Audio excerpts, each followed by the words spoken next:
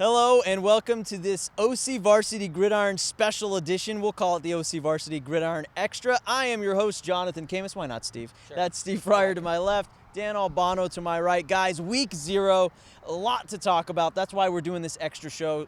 Right now, we're talking what we think are the toughest preseason non-league schedules, or all league schedules. Why not? The whole deal. I'm going to go with Los Alamitos. I think Coach Ray Fenton's really stepped up the schedule this year after, we've talked about Steve in the past.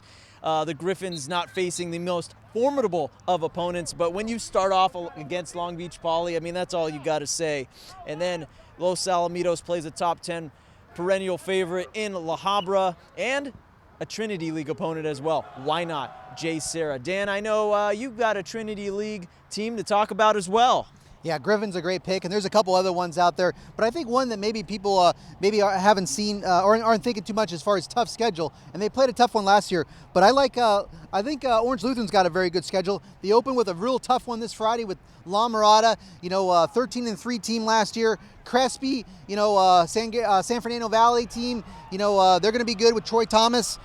Physical, I'm sure. They're also the only team in the county that plays Centennial Corona, the Pac-5 champions.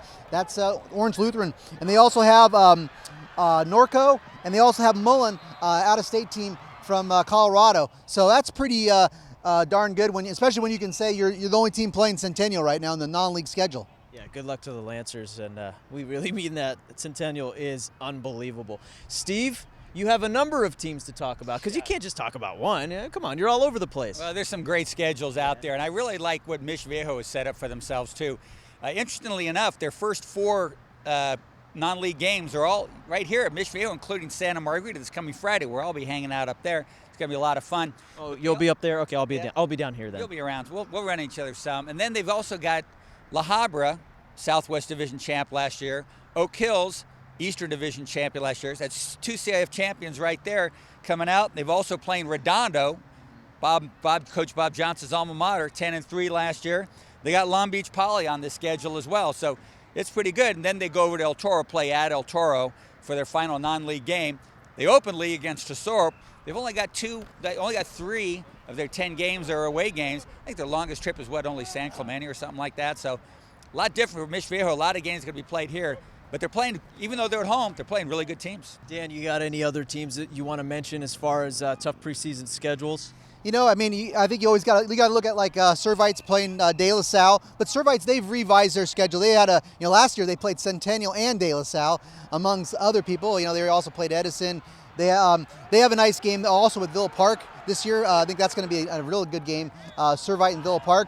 But I think Servite's kind of retooled their schedule, and I think wisely, but still, they're playing De La Salle, so you got to, before they play to the Trinity League, that's pretty tough.